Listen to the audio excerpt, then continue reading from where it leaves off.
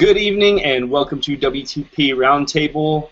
We have a very interesting guest, but I'm Jason Crawford, coming to you from Medellin, Colombia, and we're going to move on with Kyle. Hey, what's up, everybody? This is Kyle from Jackson, Michigan. Here we're at WP Roundtable episode 26. Really happy to be here. Thank you. You're welcome. All right, and I am Kellen Mace. I'm a freelance web developer from the east side of Michigan, not too far from Kyle. URL's down below. Give me a ring if you need any sites built, anything like that. On with us today, I'm very happy to have Brian Richards. Brian, I've been fortunate enough to have Brian as a friend of mine for quite a while, and he's built up quite a reputation for himself in the WordPress community.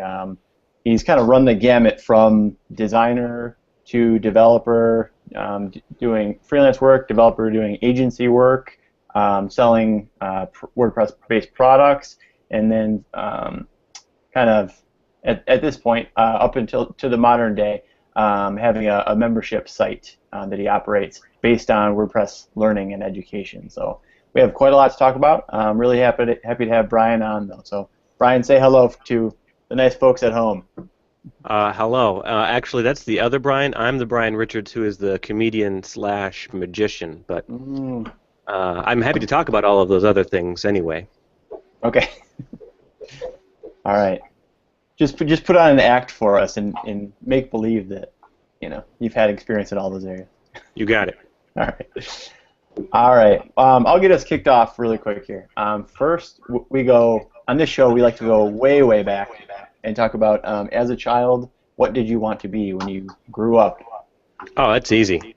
For the longest time, I think from second grade on, I knew that I wanted to be an artist, an architect, and an animator, because they all started with A and they were all had something to do with drawing in some capacity, and I thought that was the coolest thing. That is pretty cool. That is pretty cool. Now they're not too far off from from the building things and creativity that could come from. Yeah, I hadn't actually considered that until just recently, but in some respect, I am all of those things with architecting the web and such. Yeah, very cool. What were you doing before you got into the web? Oh, I was in 6th grade, I think. I've been playing around with web design and web development in some capacity since I was at the tail end of 6th grade, so I would have been, 11 or 12, I think.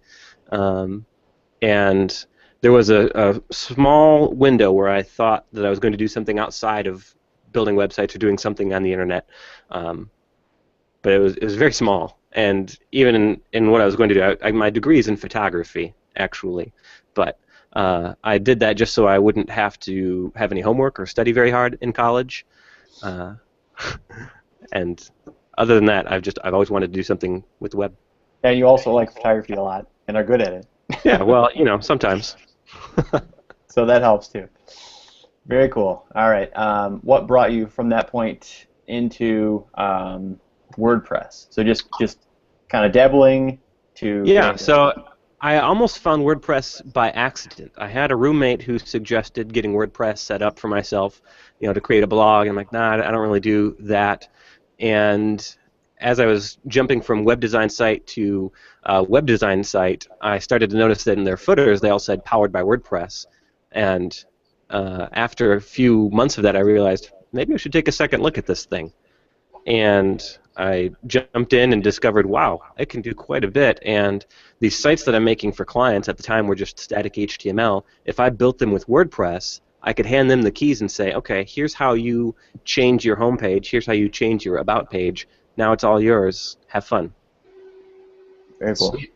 So talk maybe a little bit, Brian, about some of those first clients, the early projects that got you started, teach you to flex your muscles. And what were you doing back then? What kind of businesses were these? What kind of sites were they? And what were the early projects for Brian Richards looking like? So my very first, we'll say my first 3 projects. The first was a website for myself. And that went through several iterations. I was making really sweet Yahoo Progz, Progz, which is the precursor to apps.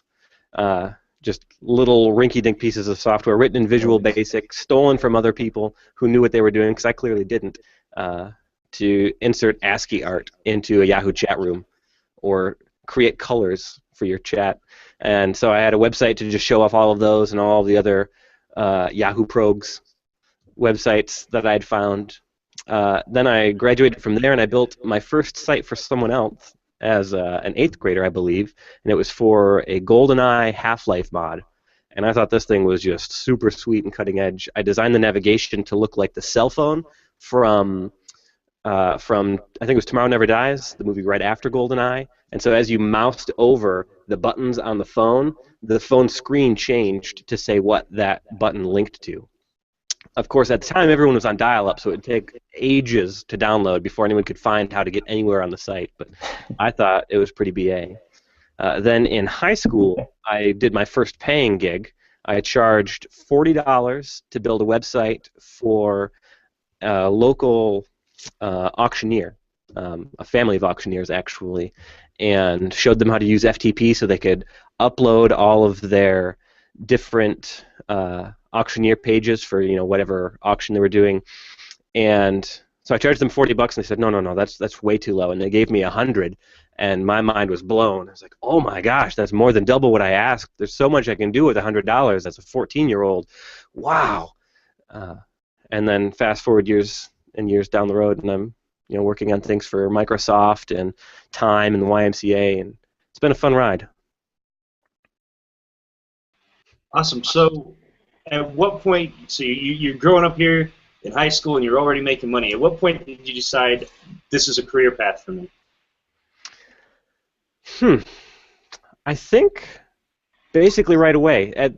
For some reason, it never occurred to me that I couldn't just strike out on my own path. Like, I always knew that the possibility existed for me to run a business. And it wasn't until much later, until I was in college, when I realized that business could exist anywhere.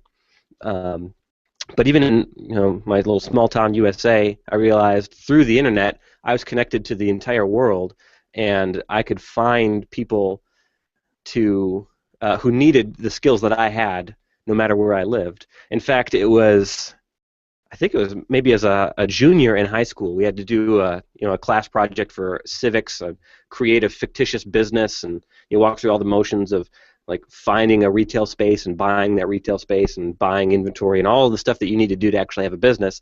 And at the very onset of that project, I was thinking, like, I don't need to buy any of these things. This is ridiculous. I could skip all of this and just put up a website.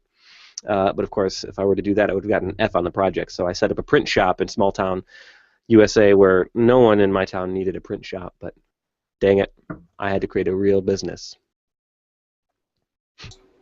That's pretty cool stuff, Brian. Yeah. It definitely, it sounds like a lot of us other developers in the community, only a lot earlier. I don't know that I've talked to too many people who are making sites for clients at 14. That's an early start, really. Yeah, and before you think like, wow, this guy's been doing this a lot for a long time, I only had like 2 or 3 paying clients throughout all of high school. So it wasn't like, oh man, this guy must be in it thick. I knew that the possibility exists, but I didn't chase after it because in high school I was hanging out and having fun. I worked for my school district in the tech department, so I had the keys to every building in the school district, which my friends and I took great advantage of. We had LAN parties like every other week.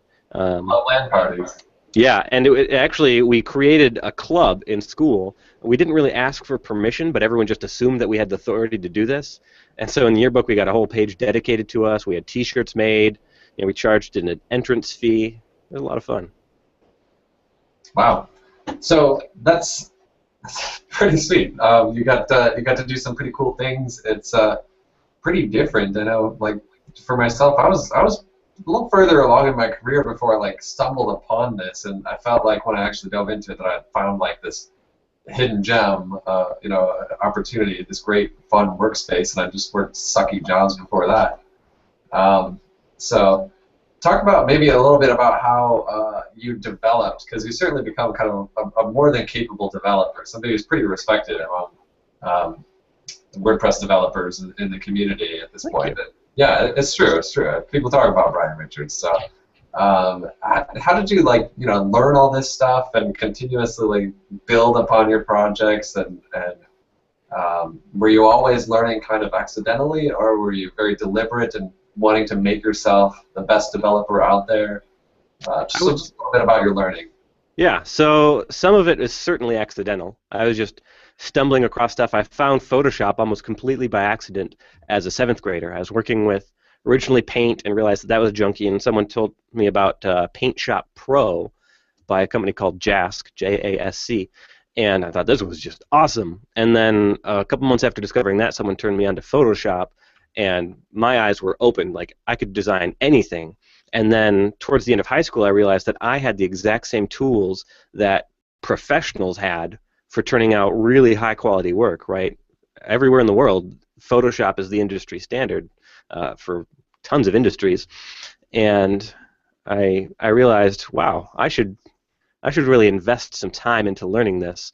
And so I studied a lot of Photoshop tutorials, got my head wrapped around graphic design fairly well, and that was a lot of fun. And so my ability to create websites birthed from my need to have a portfolio site for all of this graphics work that I was doing. And then from there, it spanned to create the client sites that I mentioned, and I started to learn like CSS so I could make the sites look better, so I wasn't relying as heavily on graphics until I got into WordPress, and there I just kind of stumbled through.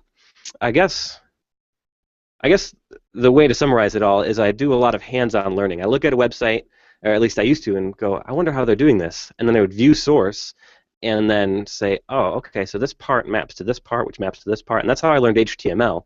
And then CSS, I actually had to crack open a book, because that wasn't something that I could just pick up, and that warped my mind for a little while, because you could apply every CSS property to every single thing. I'm like, how can a link have a border, and how can a paragraph have a background, and what is this? And so I went from there, and then I got into WordPress. As I said, I found all of these sites were using it, and I thought, well, maybe I should check this out.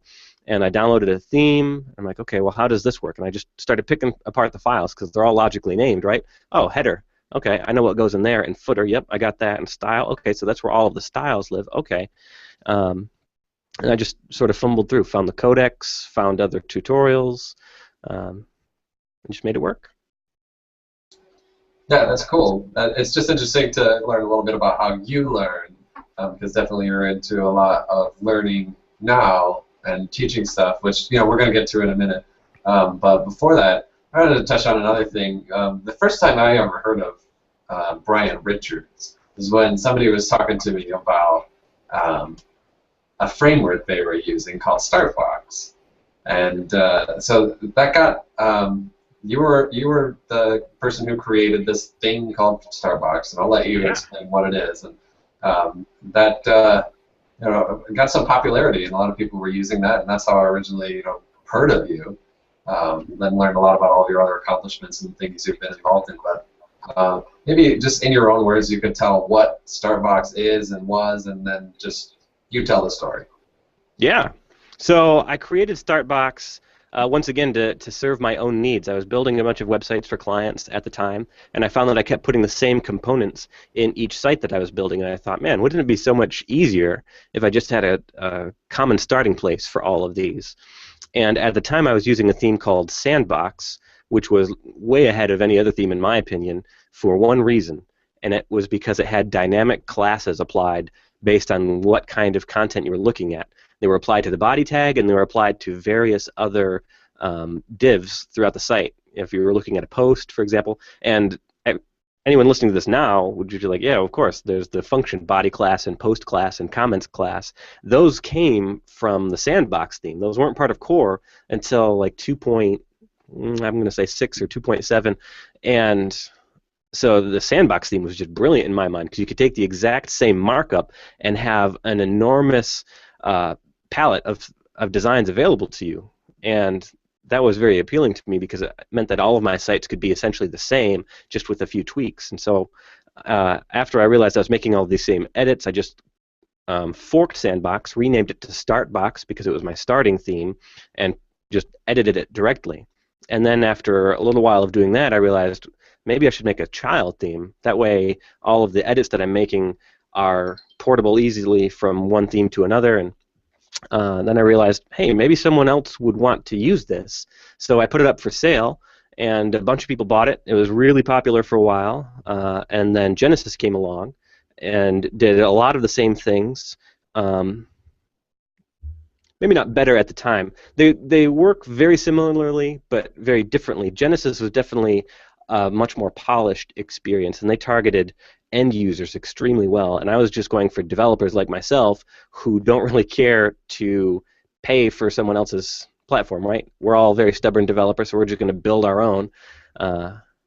And so it didn't take off quite the way that I expected, but it was still a lot of fun, and I still enjoy using it every now and again. I would advise against using it now if you're someone who's just getting into themes. I really love underscores as a good start theme, and you can check that out at underscores.me. Yeah, it's fun. It's cool. Cool story, Brian. Thanks. No, it really is a cool story, though. StartBox is a very, very cool thing. Got you some notoriety. Next, we want to touch on your transition from, I know you did a lot of freelance work for quite a while, and then were bankrolled, to put it the way you sometimes do it, by Web Dev Studios, right? Really reputable agency out there. So tell us about what led to your job with Web Dev, first of all. Sure. So it was rather serendipitous that I joined Web Dev Studios, and if you're looking for a job, I highly recommend checking them out because it's an amazing place to work. I was hired 2 years prior to that by one of my clients. They wanted someone like me full-time, and they were willing to pay, so I said, all right, I'll give this a shot. And I did that for a long time, and then they moved me from a developer role to a management position, something I wasn't really prepared for at the time and realized I really didn't like because it meant that I went from writing code to writing emails, and I got to tell my coworkers, like, okay, this sounds like a really fun project. Here's how I would build it. Now go enjoy it. And then I would go back to sending emails and explaining to the marketing department that, no, we can't turn this over in 8 hours. We need like 2 weeks. And you should have told me about this before right now if you wanted it today. And so I wasn't really looking for a job, but I saw that WebDev was hiring, and I had a friend who was freelancing that was thinking about getting out of it. And so I opened up a dialogue with Brad Williams, and I said, hey, I think I know someone who's interested in this. Why don't you tell me a little bit more about the position? And as he started talking about it, I'm like, this sounds like way more fun than what I'm doing right now. And then my friend who I thought wanted the job had a similar experience. One of his clients ended up hiring him full-time. And so like a couple days later, I sent a message to Brad and said, you know, I think the person that you want to hire is actually me. I think I'm the guy that I know that wants this. He's like, yeah, I assumed that you were asking for yourself this whole time. And so we gave it a shot, and it worked, and it was awesome, and I love it. And WebDev is a really, really cool place. So how did work develop you more as a developer? How did that help you grow personally? Man, my growth at WebDev was exponential. I went in with a rudimentary understanding of PHP. Like I understood PHP in so much as it pertained to themes. Like I just kludged together this knowledge in learning about the functions that existed in themes, and then I adapted those to make StartBox. And, nothing I did was very clean, I don't think. And then at WebDev, I was working, for really big clients who needed very performant stuff, and so I had to learn a lot of things very quickly, or else I'd be out of a job. And so I learned a lot of things very quickly, and I got to work on really big projects, and I got to work with really talented people, across all the domains from JavaScript to CSS to server-side technologies. And so I learned just a lot about a lot of different domains. Things that I wouldn't have been able to do as a freelancer at the time because I wasn't very well connected. I didn't have a team of people that I could put together with similar skills because I wasn't going for clients that could afford to hire the people who had taken the time to learn all of these skills. So it was like a playground for me. It's like, okay, well, today you're going to learn how to do this cool thing that you've always wanted to know how to do. Oh, okay, yeah, I could do that. Awesome. So you were with them for a while. What was your favorite project? Oh, tough call. The two projects that I think I put the most amount of time in were one for the YMCA, and this is a program that they're piloting in some of their New York branches called YMVP, and they set up iPad kiosks in a few of these branches where the kids can check in when they get to the YMCA and say, I'm going to work on basketball and jump rope and lower body weight machine, and they go out and do those things, and then before they leave, they check out and say, I did this for 15 minutes and this for 20 minutes, and then they earn badges based on their activity, and they can compete in challenges and get ranked up on the leaderboard, and that was a lot of fun because it was basically using WordPress to make a web app, which is something I'd never done before. And then we turned around and did almost the exact same thing, but for a museum. So we repurposed all of the stuff that we built, and we made it for the Dallas Museum of Art, and they had a complete transformation because of this. It used to be a paid museum, and now it's completely free. So anyone can go to this museum so long as they participate in this iPad program that they have called DMA Friends.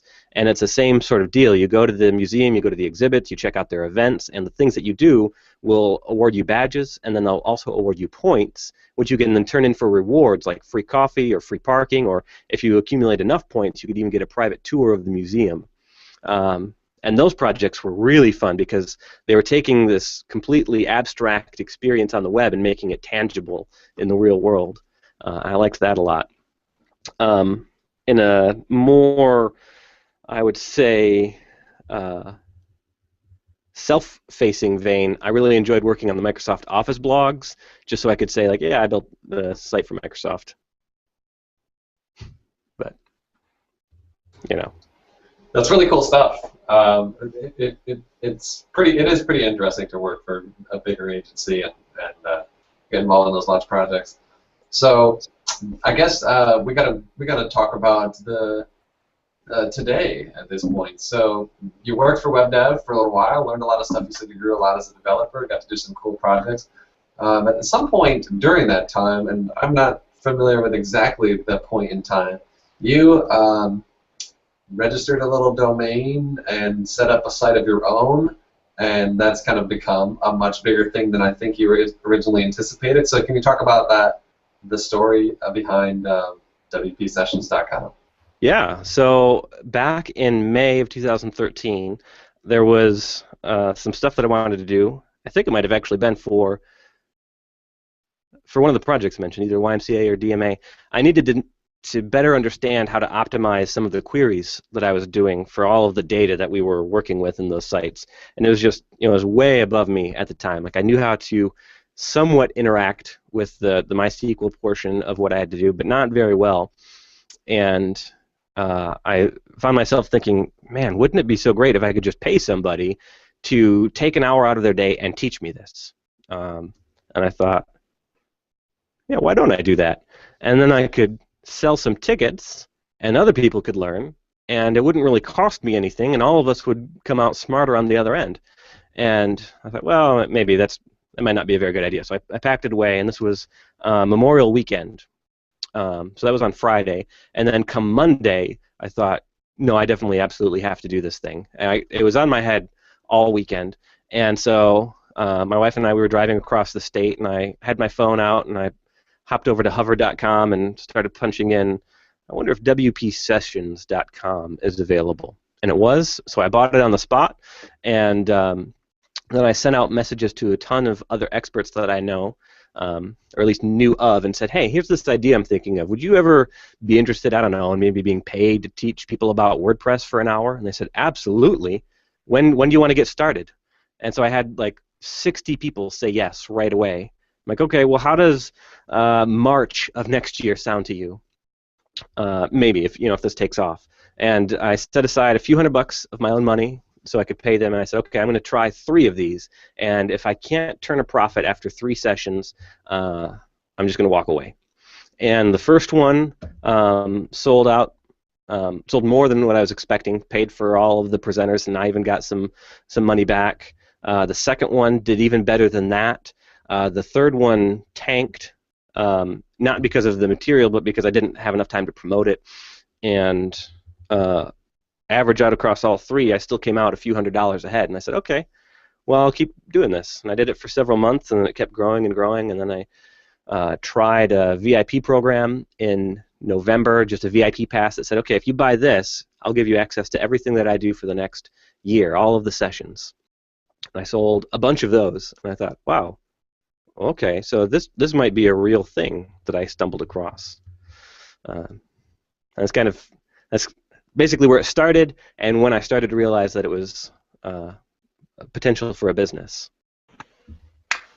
That's very cool. So next, we'll touch on who benefits from WP Sessions. I know a lot of folks, but would you say your clientele is users, designers, developers, entrepreneurial types? You know, a mix of those. And also, I guess the second part of that question would be, are you trying to target one or more of those? Yeah. So that's actually a hard one to answer. I've sent out a couple of informal surveys. One of them was a little bit more formal than the others, where I asked people just straight up, you know, how would you rank your skill level? How are you using WordPress professionally to draw an income, or are you even? And of the, I think, 80 to 100 people who answered that survey, most of them, like 90% or so, were drawing at least a part-time, if not full-time, income from WordPress. And then from there, their skill level was all over the place. In fact, I can't even say that most of them are this or most of them are that. The largest percentage, I think, identified more as a power user, but they're not like the largest group. Overall, the beginner, intermediate, or advanced devs take up more than 50% of the pie. But people are all across the gamut, and so it was very fun for me to pair up those two and see like how many people say they're making a full-time income from WordPress, and also say that they're just a power user. They don't feel comfortable at all with code, but they know how to install plugins and configure themes. I'd think more than half of that lined up. Like more than half of the people who said that they're professional WordPress. I guess WordPress professionals drawing a full-time income also say that I don't really understand code at all, but I'm very comfortable working with themes and plugins.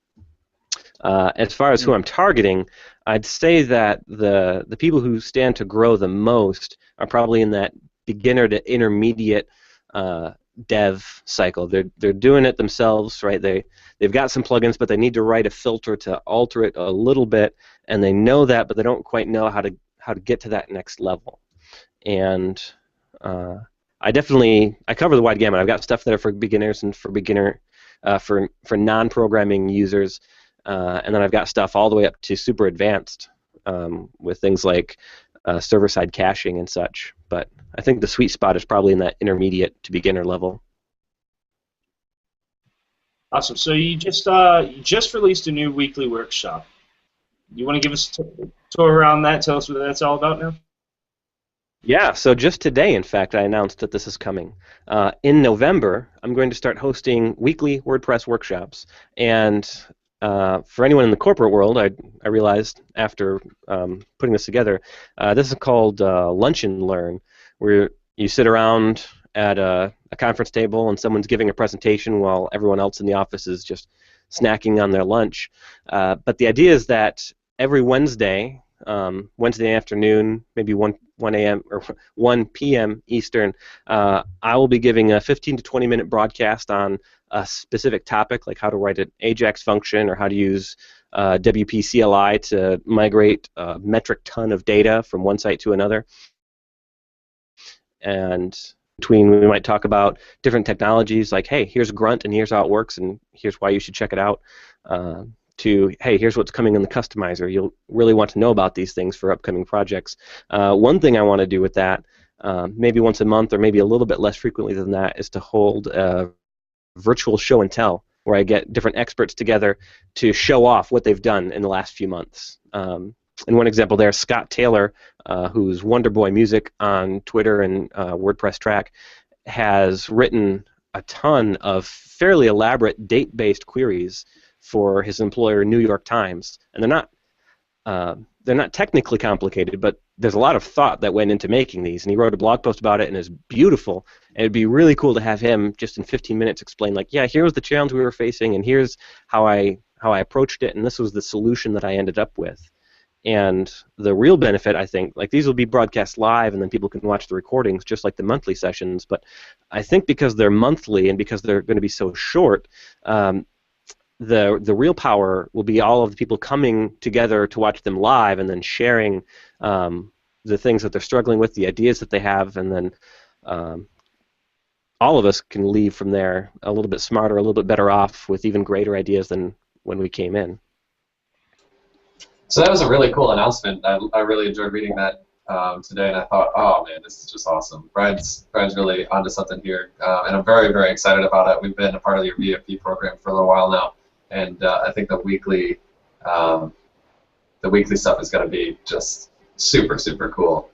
So it's kind of a weekend of announcements for you. We didn't touch on it earlier, but you had kind of a cool personal announcement this Friday.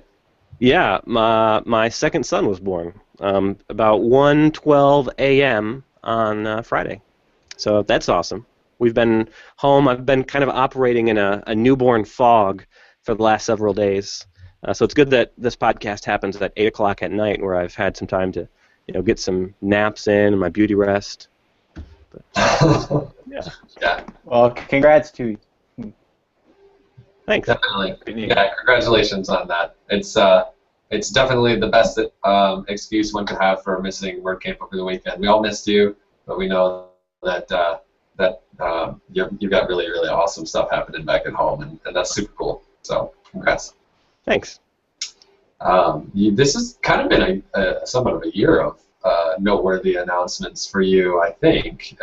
So it seems to me. Yeah. You announced the VIP program for WPSessions, which was cool. A big change in how that site and that program operate.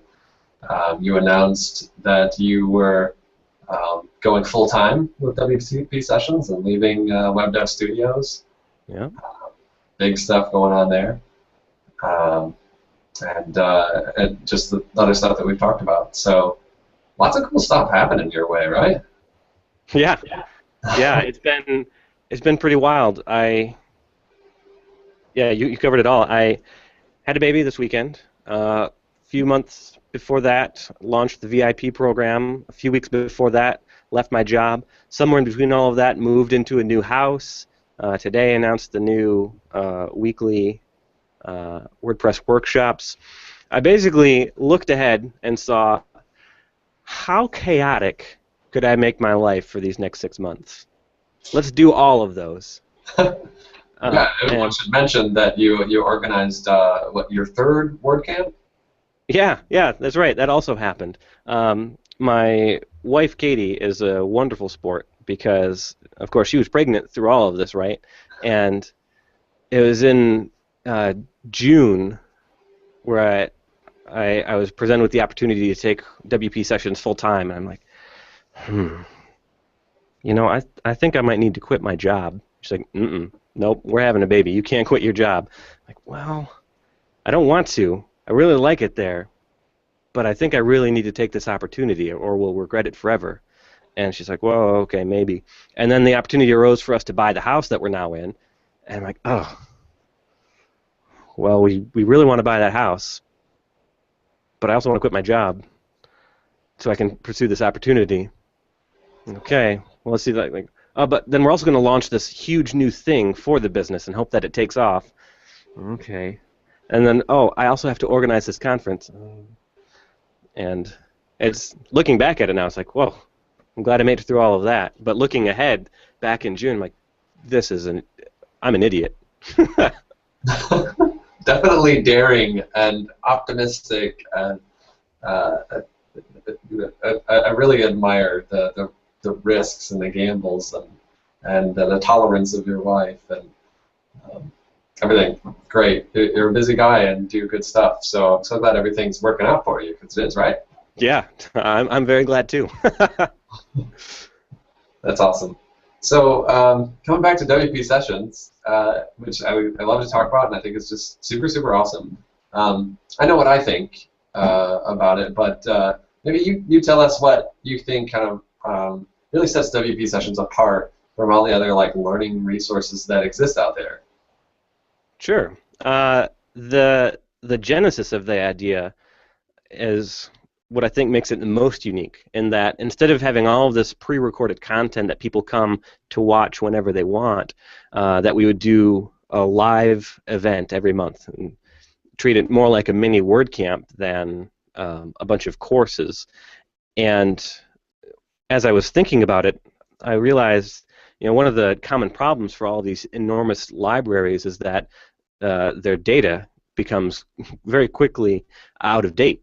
Right, the web is moving so fast, and so you've got this perfectly recorded session about how to work with widgets in WordPress 2.5, and now that would be a joke. No one's going to sit back and watch how to work with a widget in WordPress 2.5. So why even bother including that, other than to say, like, we have 16,000 hours of content that you have to watch. And so I thought, hey, why not after 6 months just give this away for free? Because if this has a shelf life of, say, a year, people are really only going to pay for it for the first 6 months. But for that last 6 months, it's still very useful. And for the people who don't realize that it's worth their investment, I don't want them to miss out and for it just to expire and then become useless to everybody. So I started giving them away for free. And that has helped a ton. I have so many people come to my site and they pick up the free lessons, and I get comments every now and again of like, thank you so much for making this. I go, hey, I'm glad you enjoy it. Maybe you should check out this VIP program or one of these paid ones, or not, whatever. But I've just held tight on this. Hey, if we make this live, we'll end up with this enormous library, but then we'll also have this wonderful element where people can interact with the speakers and learn something that either I or the speakers hadn't intended on teaching, and then all of us come out smarter on the other end. And so that's been a lot of fun for me. Have there been any big surprises for you since you started this project? There have been quite a few. I'm trying to remember what they are. They snuck up on me and surprised me when they happened. Let's see. The initial session selling as well as it did was a huge surprise. I think I sold somewhere around 80 to 100 tickets, and I was expecting, like, man, if I can sell 20 tickets, I'll give this a shot. And I sold those in like the first day, and I was just like, whoa. And then when I launched the VIP program, I thought, well, overall, I hope to eventually have 500 members. So let's start with 100 and make sure I can take care of those. And in the first day, I sold like 60. Like, oh, okay. So people want to learn this stuff. I better not screw up. And then I guess I've also been surprised at how excited everyone else has been about this. I have not had to give a single refund except for people who accidentally bought twice. I think there were maybe 2 of those in the year and a couple months that it's been running. Every time someone has said, yeah, I think I want my money back, it has been just because they misunderstood what was happening. Like there was someone who bought a session and realized they couldn't watch it live. I'm like, oh, well, actually, it's getting recorded, and so you can watch it the moment you get home. Oh, okay. And by the way, do you have any questions for them? Yeah, ask them this. And I had someone ask for a refund on the VIP memberships, and I forget why, but I explained whatever their concern was, and like, oh, that actually sounds way better than what I was thinking here. So, yeah, never mind. I'm going to let this ride. It's like, oh, okay. Which is extremely rare for a web-based business. I know from the time that I was running StartBox and selling themes there, refunds are extremely commonplace. And it's unfortunate because as a business owner, you want to give those refunds right away, because if you don't, the other person is going to issue a chargeback, which they will invariably win. Because even if you win, you still lose, because PayPal will charge you $60 to $80 just for having the privilege to state your side of the case, which sucks. So it's usually just like, yep, here's your money, go away, thank you. And I haven't had that at all with WP Sessions. I think if people are buying it twice, there must be some level of excitement there that Yeah. there's been a surprise. Yeah. I was gonna say, I think it's a testament to quality material. That's what I say. Next, how about I'm kind of curious. Oh, stop! You just stop. I'm kind of curious next to hear about how your typical day goes nowadays, from doing the web dev agency, work, really stretching yourself, as you said, you're learning new things every day. Yeah. In that vein, versus trying to find new topics and trying to always find who the best speakers are and what your customers want for WP sessions. How's that changed? Oh man. Well, ask me again in a couple of months when I should have at least a few typical days under my belt and can assess that. My days have been all over the place since leaving web dev.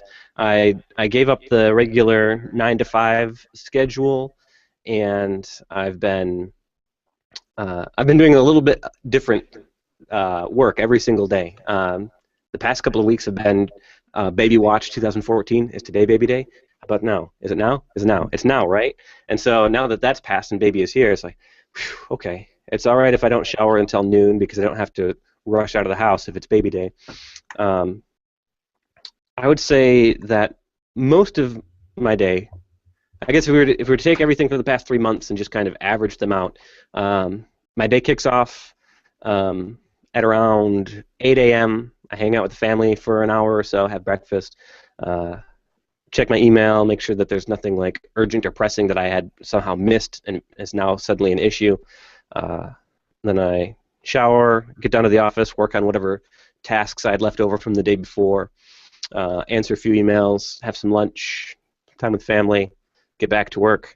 I've still been doing a little bit of work with Web Dev Studios. I didn't leave completely because I guess we probably should talk about this when we were at that section. But by the time I left, I went from being like one of 8 at Web Dev to being on a team of 12, being one of the developer leads, and that was a lot of fun. And it was very hard to say goodbye. And again, if you're looking for a job, you should check out Web Dev Studios because it's an amazing place with an amazing family. But so I didn't back out completely because I had my fingers in a bunch of different things. So I said, hey, I don't want to abandon you guys. So lean on me.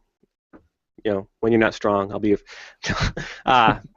And so I just recently wrapped up some of my last few projects there. I've been doing a little bit of freelance just for one client. I haven't really been actively promoting it because most of my energies have been focused on WP sessions.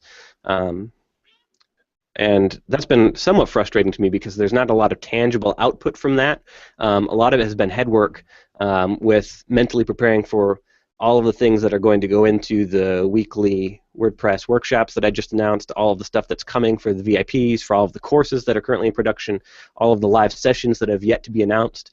It is exceptionally difficult to nail down 3 highly talented people for one Saturday, even with months' notice, I have noticed. And that's been true for the entire year that I've been doing this. Like, okay, I've got these 3 people, and we're going to talk about Backbone. How does January work for you guys? And this was like in October. I'm like, oh yeah, we can do January. Okay, how about this Saturday or this Saturday? And like, well, I could do this Saturday, but only in this window, and I could do this Saturday. And then weeks lapse because we're all working on different projects. And so I'd say more than a significant portion of my time is email jockeying and trying to massage schedules so that all of us can get together at the same time to record a session or produce a course. Gotcha. All right. Next up, we want to hear about kind of a more of a business question. For those who may be wondering about your move from offering a la carte sessions for WP sessions to launching into a membership site. Can you tell us about what prompted that change, and how you decided on, pricing model or how to go about it? Yeah, money. No, not really. I'm just kidding. Don't take that out of context. I had a lot of people ask for membership site. Actually, they said, "I want to just watch all of your sessions. Is there a way that I can just like pay you once and do that?" I'm like, "Well, no, there isn't. But it's something that I've thought about." And then I had this desire to actually get into doing courses. I know that just a few minutes ago I talked about how I don't really care for the courses being all locked up because they eventually expire, but I know that there's a lot of value to saying, okay, you want to learn this topic? Boom, here's everything you want to know about, soup to nuts, getting off the ground with that topic in about 2.5 hours. And that's not something that can really be delivered live. And so I thought that memberships were the best vehicle to help fund that and to make sure that it happened. So, in one respect, it was money that drove me to build the site because I needed the capital in order to hire all of these experts who know these things. And I couldn't do that without a lot of commitment from people. And on the other hand, it's like people kept asking me, like, can we learn about this? Can we do about this? And so memberships were the natural way to make all of that work.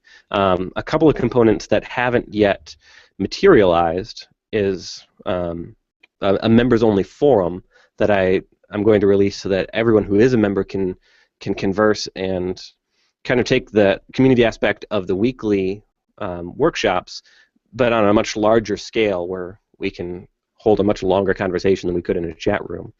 And so all of the a la carte stuff still exists because I know that some people only want to learn about Backbone or they only want to learn about unit testing and nothing else.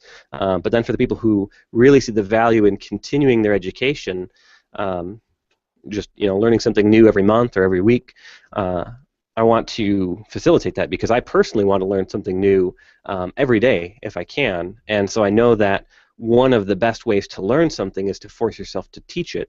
And so forcing myself to have a membership site that holds me accountable to teach people things that I don't yet know is a really great way for me to actually learn all of those things very quickly.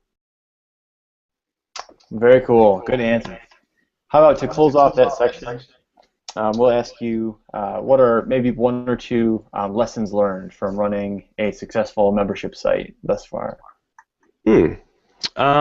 Definitely seek out community first. I'd been thinking about launching the VIP program for several months before I even did it. In fact, if you look back at the history of WPSessions, we had a session on BuddyPress, and prior to that we had a session on e-commerce, and prior to that we had a session on membership sites, where I was getting all of these people who already had done these things and just like feeding off of their information. And I would say that having a feel for my community already, right, because this was almost 1 full year after I'd initially launched WPSessions, so I had a big enough audience to know, like, this is what people are interested in, this is what they've explicitly asked me for.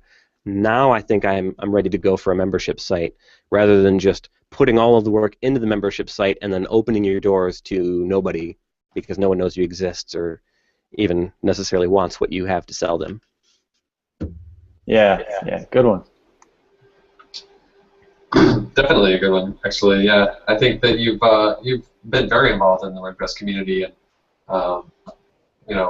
very well connected. And I think that's the success of WPSessions is a testament to that, and the success of Camp Grand Rapids, I'd say, as well, which we'll talk about maybe in a second here. But I want to know, before that, we talked about how this has been a year of big announcements for you, but at this point, I'm just basically, interested in what's the next big announcement for Brian Richards. So what's coming up next for WPSessions.com or Brian Richards in general? What are you going to shock and shake up the community with next? Heard first on WP Roundtable. Well, next week I'm announcing that we're getting out of WordPress completely and moving on exclusively to Drupal and Joomla. You heard it here first. Yeah, the name doesn't really work very well for that, but I found that other communities are very accepting of weird domain names, so that's okay. No, I don't know. The biggest announcement just came out was the DJ Sessions. Yeah, DJ Sessions. With the weekly WordPress workshops. That's something that I've been thinking about for about a month or so, seeing if I could come up with a format that worked for the kind of information that I wanted to convey. In terms of the next several sessions that are happening, I've got one in the works for database-specific things, actually improving your queries, learning how to use the WP query class a lot better, learning how to work with the WPDB class, actually creating your own tables, and the best way to go about storing data, whether you want to use post meta or custom post types or even a custom table depending on your needs. Got one on creating your first WordPress theme. We've got one on different local development environments. I've had so many people ask, like, I just want to know how the pros are setting up their machines for development. What is the best way to do that? So I've been seeking out tons of people. I've got so I'm talking about Vagrant. I'm going to personally be talking about just rolling your own, because OS 10 for the most part comes with all of the things that you need to get started. Someone's going to talk about MAMP, and we're going to talk about the merits, the pros and cons of each of those. And then lots of other like techniques, going back to the basics on writing clean code, putting your best foot forward, stuff like that. That's very cool. I want to learn all of those things. I noticed also one of the upcoming sessions is featuring none other than yourself, right? You're the speaker. Yeah. That's very cool. Yeah, one of the courses, actually. I'm going to be doing an in-depth dive on unit testing. Yeah. And that's currently in production. Very cool. I'm looking forward to that one. That's going to be good. Yeah, me too. And I know also, I saw recently that Pippin Williamson, a really well-known plugin developer who we had on the show just a few weeks ago, it was recently a perk to your VIP members, right? You had Pippin on doing a plugin, tutorial. Was that kind of a precursor to these week workshops, or what was that? It was a standalone. Yeah, so that's actually one of the very first courses that VIPs get, writing your first WordPress plugin. And I thought, who other to conduct that course than a guy who named himself Pippin's Plugins. And he did an amazing job. It ended up being about a little over 2 hours long, and it walks through soup to nuts. Here's how to create a plugin folder. Here's how WordPress sees plugins, and here's how you build it. Here's how you create your security. Here's how you work with shortcodes and widgets. And finally, here's how you submit it to the WordPress.org repo so other people can get it. But the way that I was getting those videos was actually part of the genesis for these weekly WordPress workshops, because rather than releasing the entire course all at once, I was pulling in the videos, like one section at a time, and then breaking them down and uploading them. And I thought, there's something to this. There's a lot to this. Yeah. So it's very cool. So WPSessions is really, comes in 3 flavors, right? It's the sessions, the courses, and then the workshops. Is that correct? Yeah. Okay. So those 3. That helps me out. Cool. And they're all like quality. Like that's one of the ways that I would words that I would really associate with WPSessions, because there's a lot of learning resources out there and a lot of things that I really like or that I've encountered as I've learned more about WordPress. But when I came across WPSessions and I've been checking them out of late, I've just always been struck by it, just like how good you are at just like getting the authority for every topic, like the best speaker you could get, and getting him to cover in such fantastic detail and just like really the best content on the subjects that maybe dozens of other sites cover. WPSessions usually has just about the best session on this topic that I can find in terms of like quality and. True, I agree. Well, thank you. The secret to that is that I realized that I do not know any of these things well enough to teach them sufficiently, but I know of, or actually know, all of the people who do. So I leaned on my strength of connecting people, and that's how it all worked out. That's awesome. So I've got to be guilty here and confess that I haven't actually become a member or anything. So look at the time. I gotta go. That's cool. My question is, can I have a discount? Absolutely. Maybe. I don't give out lots of discounts, but absolutely, man. I'll understand if it's no. So I want to talk about. I want to touch on WordCase for a second, if you don't mind. Sure. you've done nobody can deny that you've done a really good job organizing a few WordCamps. You have been the lead organizer for WordCamp Grand Rapids for 3 years in a row. Is that correct? Correct. Yeah. So I've gone to it for a couple of years and I've loved it. Thought, there's no way that we're missing this ever. We're going to go every year. And even a couple of weeks, you mentioned Pippin was on the show a couple of weeks ago. We asked him, because he's been to a lot of WordCamps, and we were like, favorite WordCamp, what is it? And he said, I really like WordCamp Miami and WordCamp Grand Rapids. They were like, oh, yeah. So I have been impressed at how we're able to get amazing speakers, put together just like a really fantastic event so consistently. Maybe talk about how you got involved into leading each of these WordCamps, and just how do you do it? How do you get these big names to show up for your WordCamp, and how do you so consistently pull off just a 5-star event? Okay, so the first part there, how did I get into it? I wanted a WordCamp in my city because it cost way too much to go to someone else's city to learn. So I thought, there's an airport here. Let's see what I can do about that. The second part, how did I get such big names? This part was really tricky. There are a few tips that I have for making this work. Number 1, ask them. Number 2, follow up and ask them again if you don't hear anything.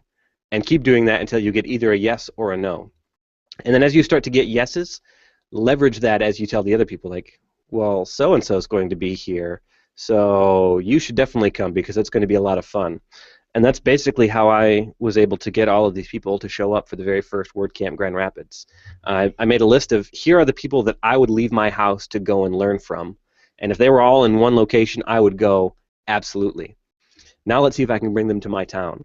And this is actually terrible advice for anyone starting a WordCamp now because it's completely backwards to how WordCamp Central suggests that you do it.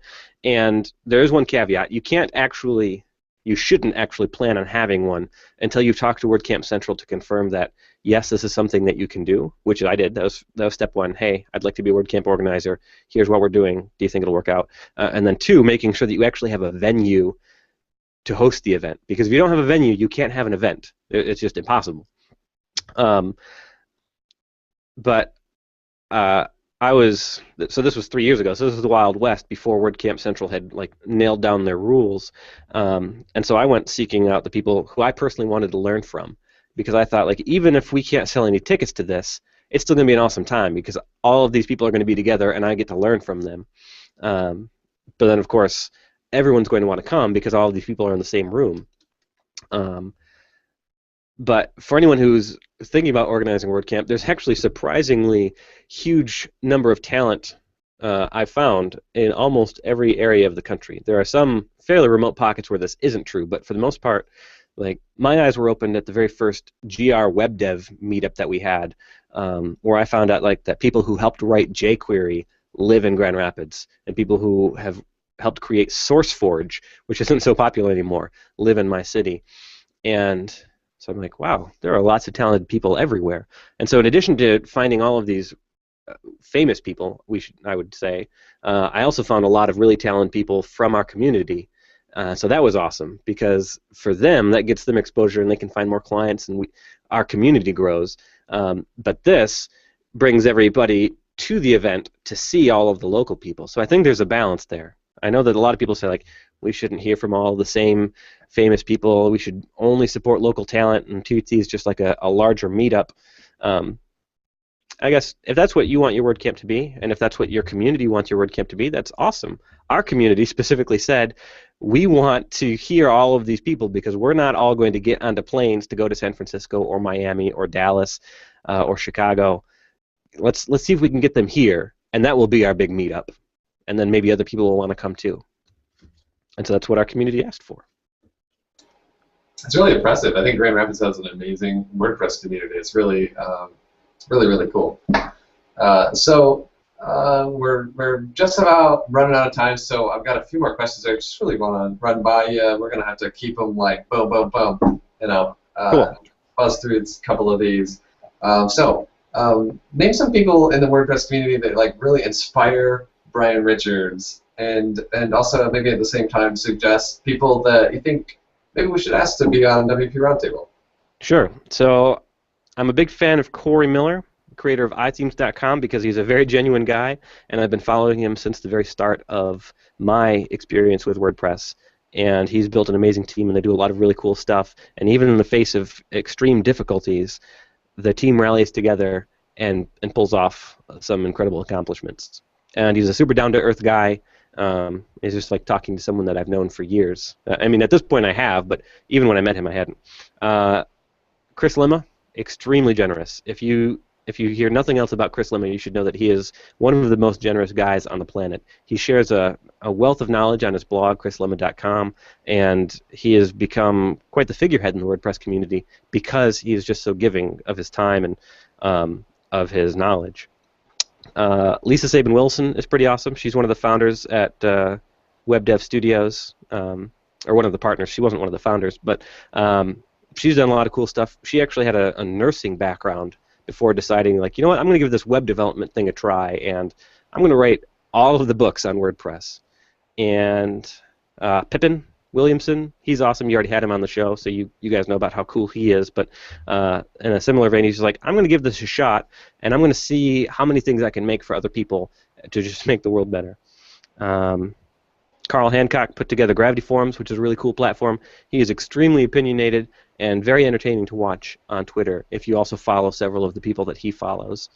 There's a bunch of people. You want some more? This is good stuff. We go back and watch this and add them to our list. And if they're not already on this, which actually I think all of those people are on our list, in fact. Probably are. Yeah, definitely. They're people to watch, for sure.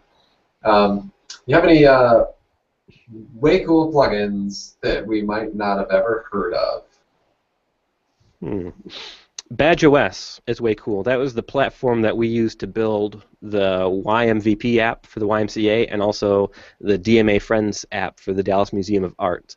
That was at the heart of all of the WordPress-based achievements that we were giving out. Badge OS. Cool. That's a good suggestion. Okay, so last one. Are there any questions or anything that we didn't cover that we should have asked you about? No. We're that good. Yeah, you guys have quite a variety of questions. We try. Yeah, we've been learning. We've been watching some sessions and learning how to run a good show. That's right. All right, Brian. We are so grateful that you made it on the show. Thank you so much for coming by and for all that you do for the community, and keep on keeping on and doing what you do. Thank you very much. Thank you for having me on the show. It was my honor to be on here. You guys have had quite a cool, eclectic group of people over the last few weeks, and I've enjoyed it. So thanks for that. I'm definitely going to be on your weekly workshops. Yeah, I hope you are. I'm very excited for it. All right, man. You have a good night and go take care of that new little boy. Little guy. I will. Yeah, thanks a lot, Brian. Yep, cool.